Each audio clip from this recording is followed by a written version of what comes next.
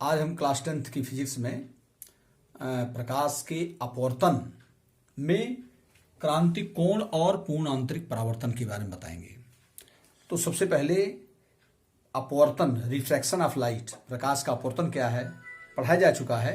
एक बार साथ बता रहे हैं। जब प्रकाश की किरणें एक माध्यम से दूसरे माध्यम में प्रवेश करती हैं तो वो अपने पथ से विचलित हो जाती हैं। इसी घटना को प्रकाश का अपवर्तन कहते हैं। क्यों विचलित होती हैं? क्योंकि भिन्न भिन्न माध्यमों में प्रकाश की चाल भिन्न भिन्न होती है। When the light rays pass from one medium to another medium, then it deviates from its original path.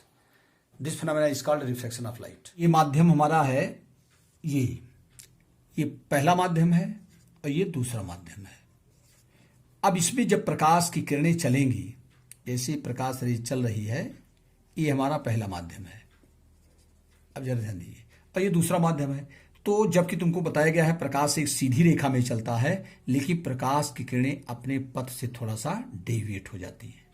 तो यही हमारा रिफ्रैक्शन ऑफ लाइट है। ये बताया गया है। ये है आपतित किरण, इंसिडेंस रेज, और ये है रिफ्रैक्टिव रेज, अपवर्तित किरण। अब इसमें क्यों डेविएट होती हैं? क्योंकि भिन्न भिन्न माध्यमों में प्रकाश की चाल भिन्न भिन्न होती है। The speed of light is different in different medium. अब जैसे उसमें और दो कंडीशन है। ये जैसे हमारा मान लीजिए विरल माध्यम है, रेयरर मीडियम, विरल माध्यम, और ये हमारा है सघन माध्यम, डेंसर मीडियम। अब इसमें होता क्या है, जब प्रकाश की किरणें विरल से सघन में जाती, ये हमारा नॉर्मल है, ये हमारा नॉर्मल है। जब प्रकाश की किरणें विरल माध्यम से सघन माध्यम में जाती हैं तो अभिलंब की ओर मुड़ जाती हैं। और अगर मान लीजिए सघन से विरल में जाएंगी तो अभिलंब से दूर हट जाते हैं। जैसे सपोज दैट ऊपर हमारा सघन माध्यम है और नीचे हमारा विरल माध्यम है। सपोज दैट जैसे विरल से सघन में जाएंगे, अभिलंब की ओर मुड़ जाती हैं, और जब सघन से विरल में जाती हैं तो अभिलंब से दूर हट जाती हैं। क्यों? क्योंकि सघन माध्यम में प्रकाश की चाल कम होती है। Speed of light is lower than rarer medium. तो इसमें जो होता है कि हमेशा जितने माध्यम सघन होता जाएगा उसमें उतने, जितना डेंसर होता जाएगा उसमें उतने ही प्रकाश की चाल कम होगी। तो जैसे हमारा है एयर और वाटर। तो एयर और वाटर में एयर हमारा है रेयरर मीडियम, वाटर हमारा डेंसर मीडियम है।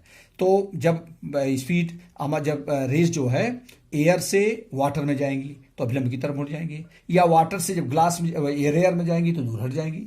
इसी प्रकार से जब ग्लास में जाएंगी, ग्लास और डेंसर मीडियम है, कांच। तो इस प्रकार से ये बहुत इंपॉर्टेंट है। जब प्रकाश की किरणें विरल माध्यम से सघन में जाती हैं, अभिलंब की ओर मुड़ जाती हैं, और जब सघन से विरल में जाती हैं तो अभिलंब से दूर हट जाती हैं। इसी क्रम में हमारा है क्रांतिक कोण।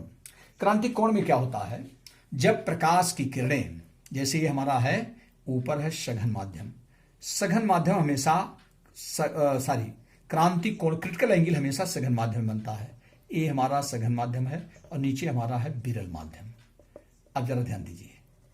अब ये प्रकाश की, ये हमारा है नॉर्मल में।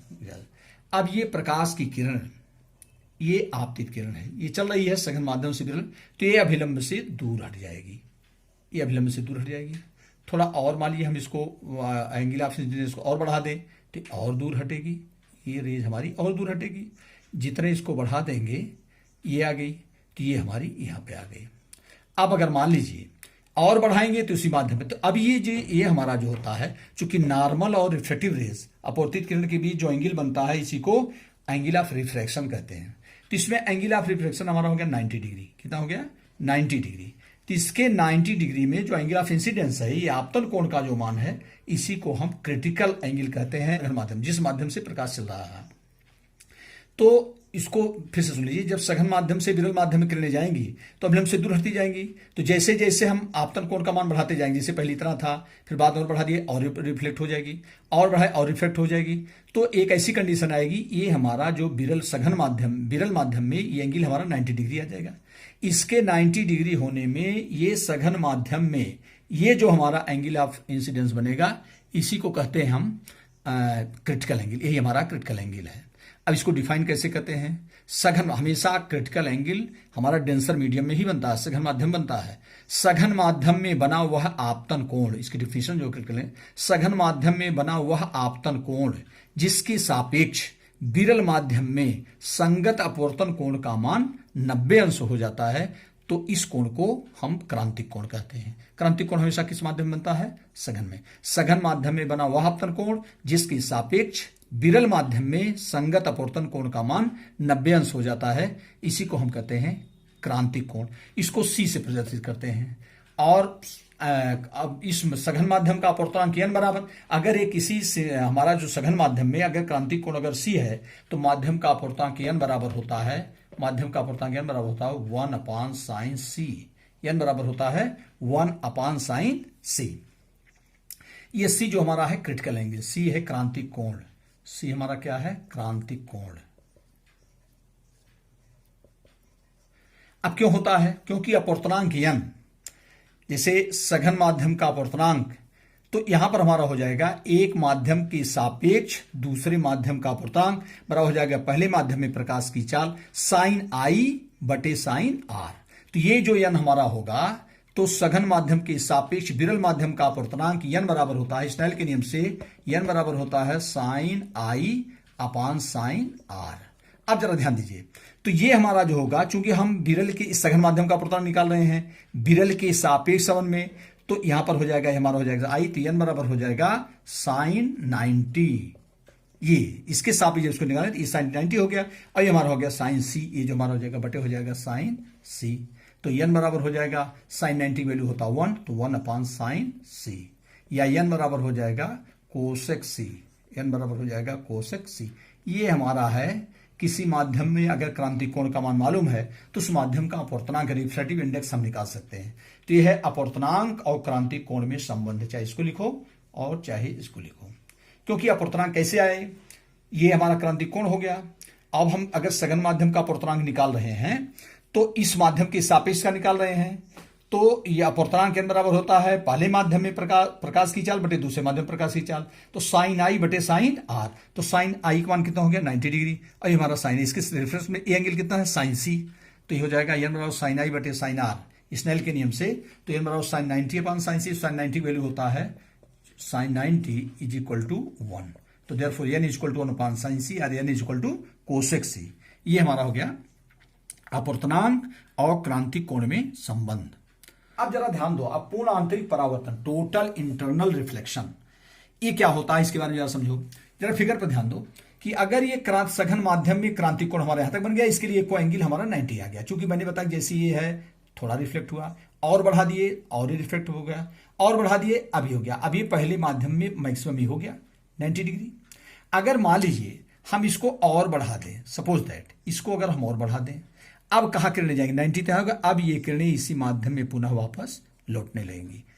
तो इसका मतलब कि यदि सघन माध्यम में बने आपतन कोण का मान क्रांतिक कोण से अधिक होगा तो प्रकाश की किरणें पुनः उसी माध्यम में वापस लौटने लगेंगी। चूंकि यहां तक तो 90 हो गया, अब जैसे अगर इससे हम और आगे अगर हम बढ़ा देते हैं तो अब किरणें 90 से ज्यादा तो इसमें बन नहीं सकता, तो किरणें पुनः उसी माध्यम में वापस लौटने लगती हैं। तो इसी घटना को पूर्ण आंतरिक परावर्तन कहते हैं।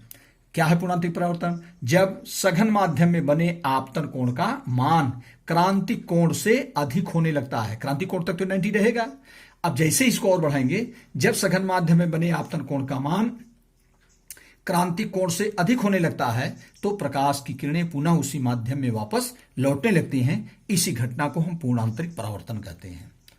अब जरा ध्यान, पूर्ण आंतरिक परावर्तन के लिए क्या शर्त है? पूर्ण आंतरिक परावर्तन के लिए कंडीशन क्या है? कब पूर्ण आंतरिक परावर्तन होगा? जैसे ध्यान दो, नंबर 1 पर प्रकाश की किरणें सघन माध्यम से विरल माध्यम में जाना चाहिए। पूर्ण आंतरिक परावर्तन के लिए 2 कंडीशन मेन है, बड़े गौर सुनो। नंबर 1 कि प्रकाश की किरणों का सघन माध्यम से विरल माध्यम में जाना चाहिए।